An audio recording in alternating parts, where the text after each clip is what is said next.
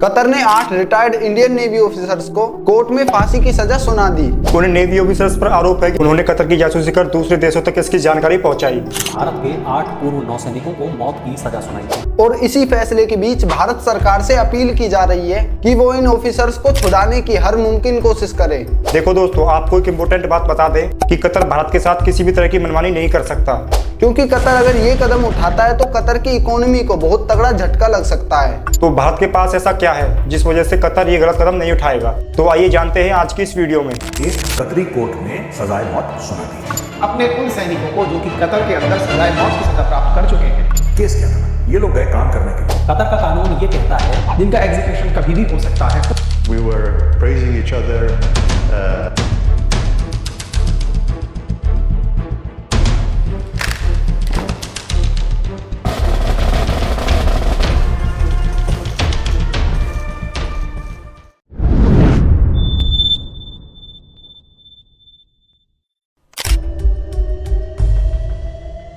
तो सबसे पहले ये समझना बहुत जरूरी है कि भारत कतर के लिए बहुत ज्यादा इंपॉर्टेंस रखता है, क्योंकि कतर की जो पूरी अर्थव्यवस्था है उसमें इंडिया का बहुत बड़ा योगदान है।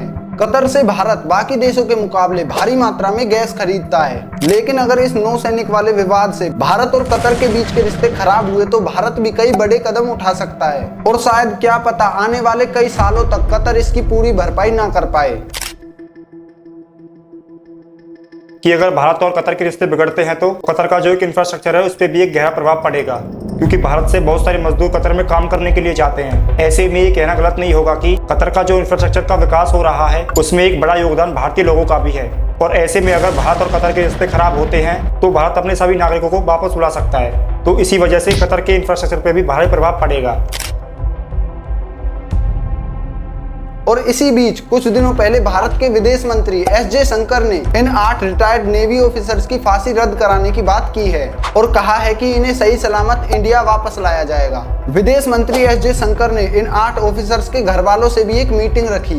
ये मीटिंग लगभग 3 घंटे की बताई जा रही है और जिसके बाद एस जयशंकर ने ट्वीट कर ये बात साझा करी कि इन 8 ऑफिसर्स को सही सलामत इंडिया वापस लाया जाएगा। तो अब देखना यह है कि कतर के द्वारा इन ऑफिसर्स को फांसी दी जाती है या नहीं। दोस्तों, आपका क्या सोचना है इस बारे में हमें कमेंट करके जरूर बताएं। तो गाइस, ये थी इंडिया और कतर के बीच हो रही कंट्रोवर्सी की जानकारी। तो आपका इस बारे में क्या कहना है हमें कमेंट करके जरूर बताएं।